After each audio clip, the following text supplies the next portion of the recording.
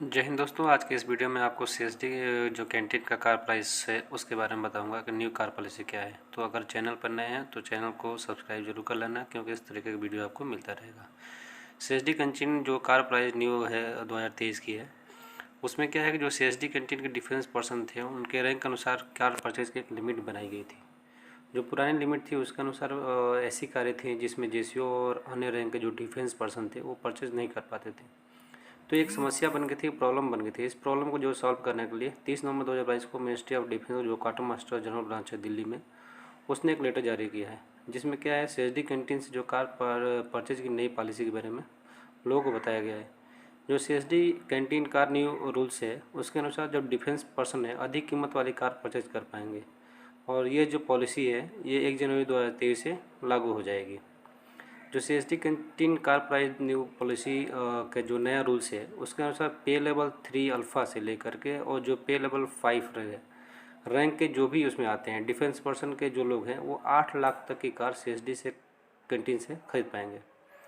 अब इस लिमिट में टैक्स शामिल नहीं है। यदि टैक्स के बारे में बात करें तो जिस कार का प्राइस सीएसडी कैंटीन में लगभग 9,20,000 था, वह कार अब सीएसडी कैंटीन के माध्यम से इस पे लेवल में आने वाले सर्विंग तथा रिटायर्ड डिफेंस पर्सन परचेज कर पाएंगे। सीएसडी कैंटीन की पुरानी पॉलिसी में यह लिमिट 6 लाख रुपये तक थी तथा टैक्स के साथ जिस कार का सीएसडी कैंटीन में प्राइस लगभग 6 लाख 95 था, केवल वही कार इस पे लेवल के डिफेंस पर्सन परचेज कर पाते थे। अब इस पे लेवल में सिपाही से लेकर हवलदार रैंक के जो डिफेंस पर्सन है वो आते हैं, या नेवी एयरफोर्स के जो सेम रैंक के डिफेंस पर्सन इसमें आते हैं। अब इस रूल से पहले नायब सूबेदार जो पे लेवल 6 में आते थे वो इस कैटेगरी में शामिल थे, परंतु सीएसडी कैंटीन की जो न्यू कार पॉलिसी है उनमें क्या है, जेसीयू के साथ शामिल किया गया है। अब नायब सूबेदार या जो नेवी के एयरफोर्स के जो भी समकक्ष जो रैंक के हैं वो जेसीयू रैंक की लिमिट अभी जो है इस अनुसार जो कार पॉलिसी के अनुसार अभी परचेज कर सकते हैं। जो ओवर कार परचेज की लिमिट क्या है, इस पे लेवल में आने वाले जो डिफेंस पर्सन लगभग 9,20,000 तक की जो कार है वो सीएसडी से परचेज कर लेंगे अब इस पे लेवल में आने वाले जो डिफेंस पर्सन सीएसडी कैंटीन से पहली बार जो कार खरीदेंगे वो क्या है, उनकी जो सर्विस होनी चाहिए वो 5 साल होनी चाहिए। 5 साल कंप्लीट करने के बाद ही वो कार खरीद सकते हैं, और पूरी सर्विस के दौरान केवल जो है एक कार सीएसडी कैंटीन से खरीद सकते हैं। दूसरी कार क्या है वो रिटायर होने के बाद ही परचेज कर पाएंगे। ये पॉइंट जो है बिल्कुल दिमाग में नोट करने वाले हैं। और दोनों कार के बीच में कम से कम 8 साल का अंतर है। ऐसा नहीं कि आज खरीदा आपने और 2 साल बाद फिर खरीद लिया। जो CSD car purchase limit JCO जो पे लेवल 6 से लेकर 9 तक बनाया गया है, जो इस लेवल में क्या है, नायब सूबेदार से लेकर सूबेदार मेजर या जो नेवी या एयरफोर्स में जो भी मतलब सेम रैंक के हैं वो डिफेंस पर्सन इसमें शामिल होंगे।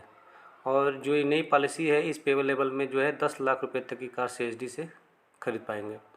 इस लिमिट में टैक्स शामिल नहीं है। यदि टैक्स की बात करें तो जिस कार का प्राइस सीएसडी कैंटीन में लगभग 11,50,000 था, वो सीएसडी कैंटीन से क्या होगा अभी परचेज आसानी से कर सकते हैं। अब इस से पहले जो लिमिट थी वो 7 लाख रुपये की थी, और जिस कार का प्राइस सीएसडी कैंटीन में 8 लाख रुपया होता था वही कार इस कैटेगरी के जो डिफेंस पर्सन है वो खरीद पाते हैं। अब जो सीएसडी कैंटीन के नए रूल के अनुसार अब क्या है, जैसे एसयूवी है, एक्सयूवी है, टाटा नेक्सॉन है, हुंडई वेन्यू है, क्रेटा है, विटारा विरेजा जैसी कार जो है ये जेसीयू परचेज आसानी से कर सकते हैं।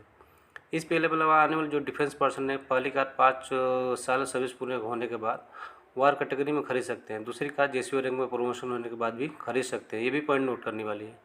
तीसरी कार रिटायरमेंट होने के बाद सीएसडी कैंटीन से खरीदी जा सकती है। अब हर कार के बीच में कम से कम 8 वर्ष का गैप होना ज़रूरी है। जो सीएसडी कार परचेज लिमिट है ऑफिसर्स के लिए वो पे लेवल 10 से लेकर 18 तक।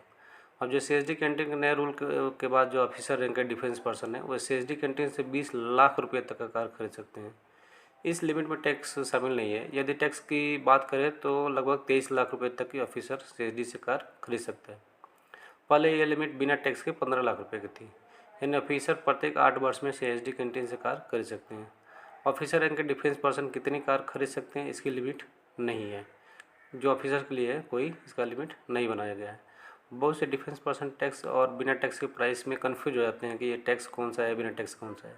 तो सीएसडी कैंटीन में तो टैक्स लगता नहीं है, फिर भी टैक्स के साथ प्राइस क्यों बता रहे हैं। अगर आपकी जानकारी है तो डिफेंस पर्सन जो है सीएसडी कैंटीन से कार खरीदते समय जीएसटी में 50% डिस्काउंट मिलता है, तथा 50% क्या होता है जीएसटी पे करना होता है।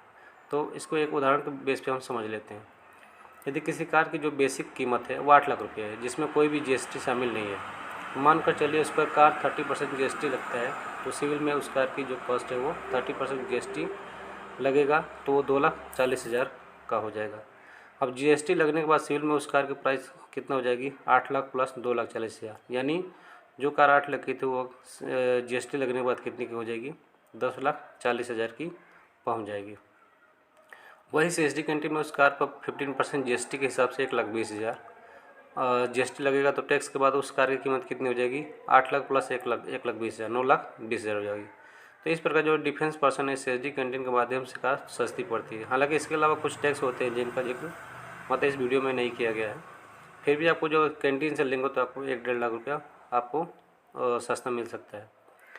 इसलिए जो ऊपर दी गई लिमिट है, हमने बिना टैक्स की बात की थी, उसमें कार की जो बेसिक कॉस्ट की बात की गई थी, उसके बाद जीएसटी लगाया जाएगा और उस कार का लगभग CSD प्राइस जितना आएगा वो आपको मिल जाएगा। तो इस प्रकार का वीडियो आप देखते रहना दोस्तों, और चैनल पर नए हो तो सब्सक्राइब कर लेना। Thank you. जय हिंद।